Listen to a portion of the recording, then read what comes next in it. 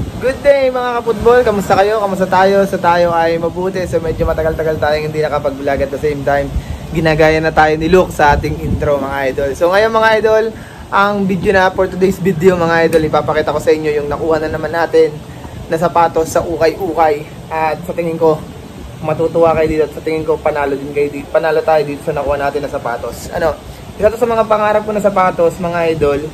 At hindi lang ako makabili kasi sobrang mahal, sobrang taas ng presyo.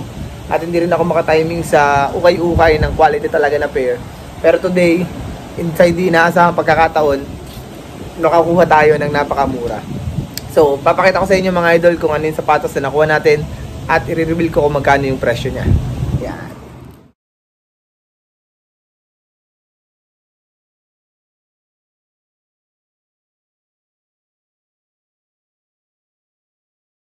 So yan nga mga idol, at nakakuha tayo ng napakagandang pair ng sapatos at isa nga sa mga pinakapangarap ko at sa tingin ko matutuwa kayo dito.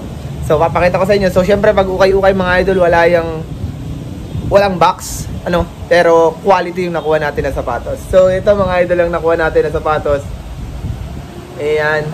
So Predator siya, Adidas siya, Boost ang kanyang gilid at makikita nyo dito sa ilalim walang kabawas-bawas, parang walang pinagtapakan, no? Tingnan niyo mga idol, oh. At nagtataka ako kung paano nangyari 'yon. Wala ding sole set, mga idol, wala din. At yung kanyang insole nandito buong buo, ayan nasa loob. Yung insoles niya nasa loob. Tapos itong part na to ay stretchable at ito na yung ipapalit natin na pangharabas dun sa white natin na sapatos at dun sa Under Armour natin kasi sira na talaga yung Under Armour natin dito. So medyo problema lang dito, medyo may yellowish siyang kaunti, pero acceptable pa, tolerable pa yung kanyang sitwasyon. Then may suede part dito, hindi ko alam kung paano gamot ng suede part, pero dun sa napapanood ko ginagawa nilang gumagamit sila ng eraser, pero wala itong kadumi-dumi mga idol. Even the right part, ito ang kabila, ganun din, walang kadumi-dumi.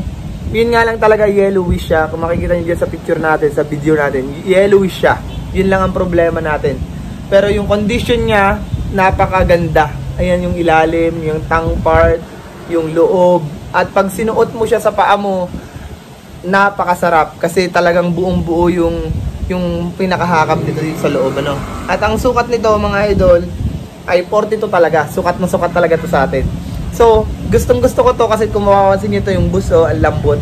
Ayan, napakalambot. So, ito na yung gagamitin natin na pangharabas. Wala yung sole set mga idol, baka sabihin nyo, wala. Talagang fresh na fresh yung nakuha natin na sapatos na to mga idol. At ang presyo lang nito mga idol ay 880. Ayan, 880. Pero meron siyang 20% discount, kaya nakuha lang natin ng 700 pesos. Medyo hindi siya pasok sa budget natin kasi 500 lang yung pinakamataas natin na binibili ng sapatos. Pero sa presyo niya na 700 pesos, worth it na siya. As you can see dito mga idol, tingnan nyo yung logo pa lang dito ng Adidas.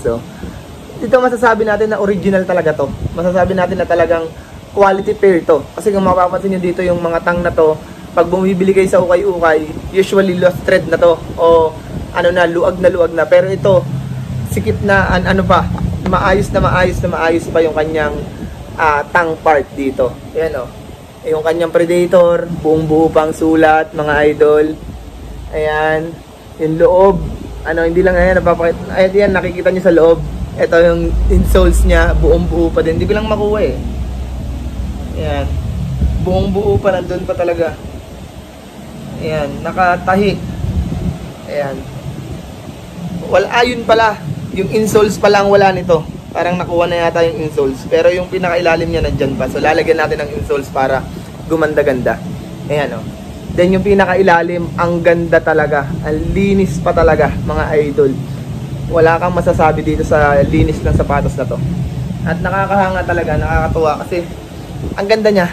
Ang ganda niya talaga mga idol. Ayan wala akong masabi. Itataka kayo. Tingnan niyo sa camera. Walang kabawas-bawas. Ayan. So halagang 700 pesos mga idol. Panalo tayo dito. Ayan. So bigyan muna natin ng isang maganda-gandang montage mga idol.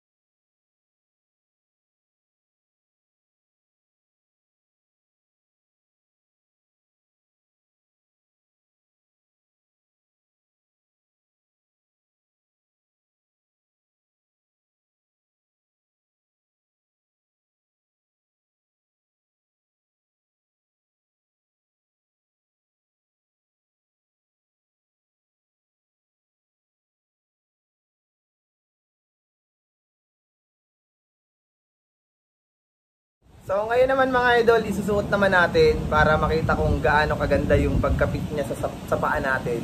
At kung gaano siya kaganda sa paa, kung gaano siya kalambot. So mamaya malamang-lamang magamit natin to. Kasi may training tayo. So susuotin na natin to. Ang ganda, kasi ang ganda talaga niya mga idol. Pit na pit talaga siya sa paa natin. At nakakatuwa dahil talagang parang tinadhana na para sa atin talaga to. Ayan o. Pinipilit kong i-press, baka may solse pero wala talaga. Maganda talaga yung pagkakaano niya. At talagang yung ilalim niya, dito ako hangang-hanga, yung ilalim niya talaga as in walang kabawas-bawas mga idol. Parehas o. Ayan o. Na parang hindi siya ginamit. Kasi sa mga ukay-ukay, usually ang problema kapag sa mga ukay-ukay, pag hindi itong labas yung uppers ay sira, ito namang mga may heel drag tsaka toe drag, yun yung kalimitang problema sa mga ukay-ukay. Pero ito mga idol, fresh na sapatos talaga itong nakuha talaga natin na to. So suotin natin mga idol, pakita natin kung paano, kung gaano kaganda itong mga sapatos na to, kung gaano ka-fresh talaga sa paa natin. At sukat na sukat talaga sa atin mga idol. Ganda oh, kasi ang ganda talaga.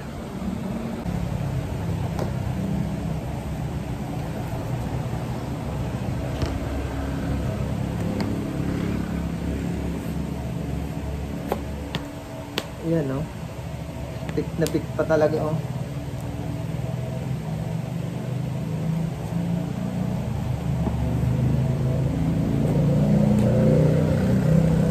Ang ganda talaga. Ito mga idol. Ayan no.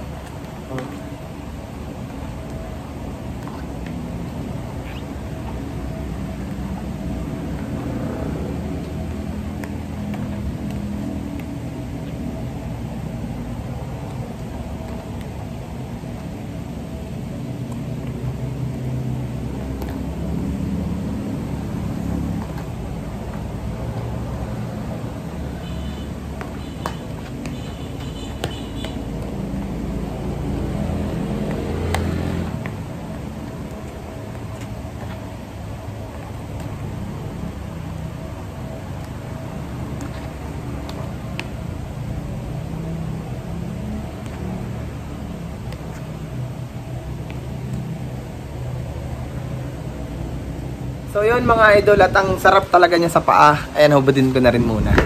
At ang lambot talaga niya sa paa mga idol, as in napakagandang gamitin. Ayan, napakabisa. Sa tingin ko mga idol, i-comment nyo sa baba kung sa tingin nyo ay panalo tayo dito sa nakuha nating sapatos o pulugi ba tayo. Pero sa tingin ko panalo tayo dito mga idol. Ayan o, napakaganda nito mga idol. Ang lupit. Ayan o, kita nyo naman ang quality ng sapatos nito. Ayan mga idol. So, tuwan-tuwa ako ngayong araw na to mga idol. Dahil minsan lang tayo makapag-ukay ulit, minsan na lang tayo magkaroon ng budget kasi nga medyo tight yung budget natin. At wala tayong time kasi nga may pinaghahandaan tayo. Kaya swerte pa rin tayo. Siguro para sa atin talaga tong sapatos na to. So hanapan lang natin to ng insoles para mas mag-comfortable yung lakad natin mga idol. Ano? So yan mga idol, maraming salamat sa pagsama sa aking vlog today. At comment nyo mga idol sa baba kung sulit ba itong nakuha nating sapatos o hindi. Pero sabi ko na sa inyo, panalo tayo dito. So kita-kita tayo sa susunod na vlog mga idol. Maraming salamat sa pagsama. God bless, bye bye.